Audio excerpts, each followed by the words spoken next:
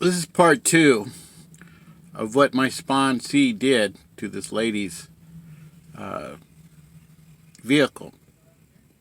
Well, thank God it ended with a happy ending because I just had dinner with my sponsee and the lady.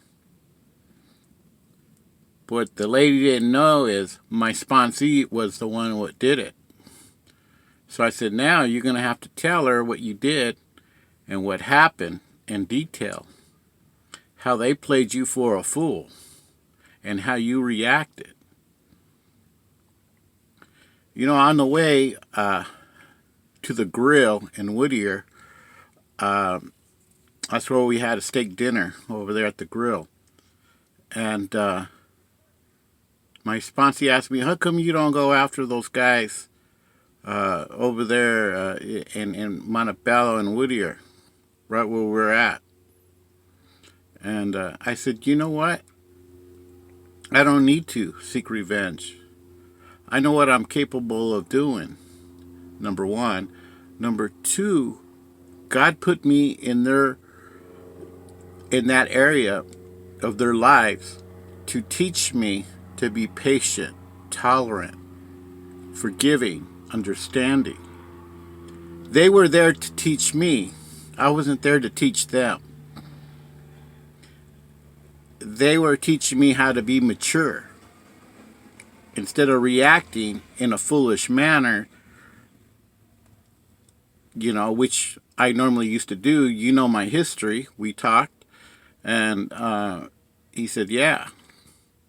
So God put me in that at Serenity Hall. God put me over there at Los Amigos to teach me to be patient, tolerant, understanding, forgiving, how to mature as a man, how not to react.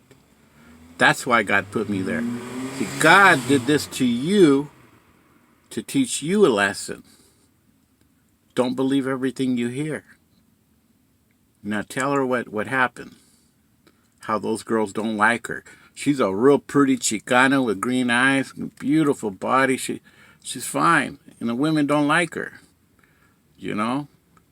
She don't bother nobody. She goes into the meeting, she hears the meeting, and she leaves. And the other girls say, oh yeah, she thinks she's all that, and she don't think that like that. She's got her kids on her mind. She has to go attend to her kids. Basically, this lady works 16 hours a day when it's all said and done. Between her jobs and attending to her kids, she works 16 hours a day. Then she goes out just to make ends meet, just to keep a roof over their head. She don't depend on nobody. She's a very independent lady. And all the guys want to go out with her. She says, no, I ain't got time for all that. I'm here to, handle my program.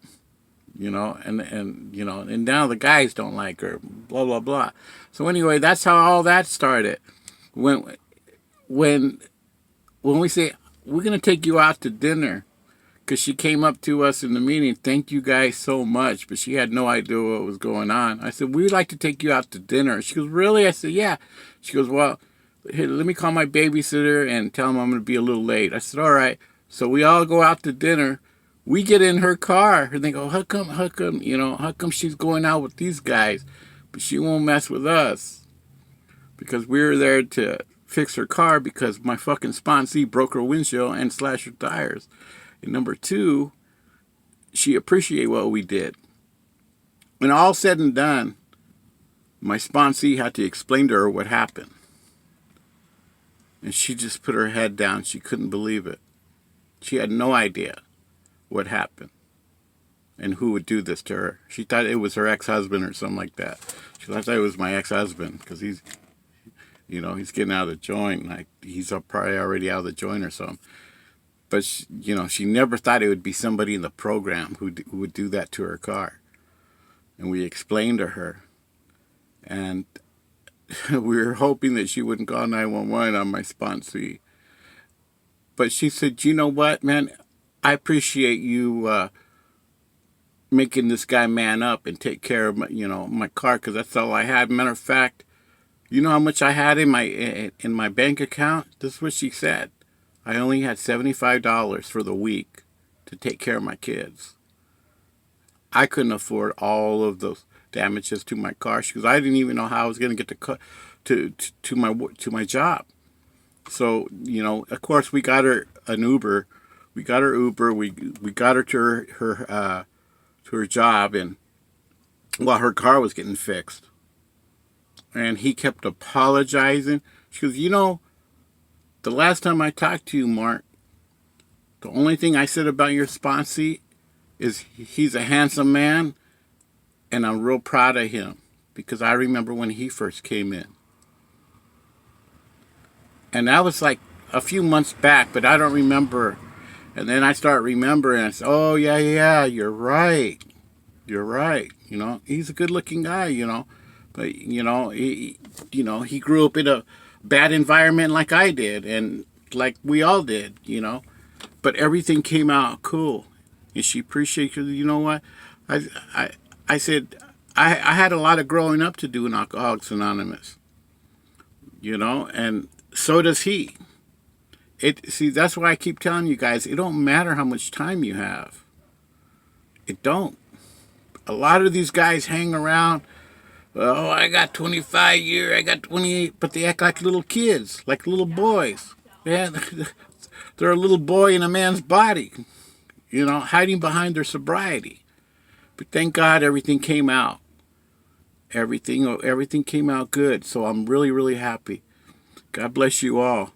See, this was a lesson to be learned for me. It was a lesson to be learned for my sponsee. It was a lesson to be learned for her. So everything came out. We all hugged each other, and you know, now, you know, all the time those girls come by her, you know, she's just gonna turn around and walk away. You know, I don't want nothing to do with you ladies. You know, and that's the way it goes, you know. Just because your enemy comes and smiles and pats you on your back, doesn't mean that they're your friends, you know. And she found that out. She found that out the hard way. That was a lesson for her. It was a lesson for my sponsee. It was a lesson for me to take care of this. See, a real leader, he don't create problems. He resolves problems. He you know what I mean?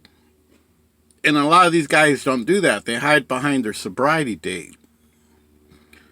And that's not what it's all about. You know? So, God bless you all, and you guys have a good day. Bye.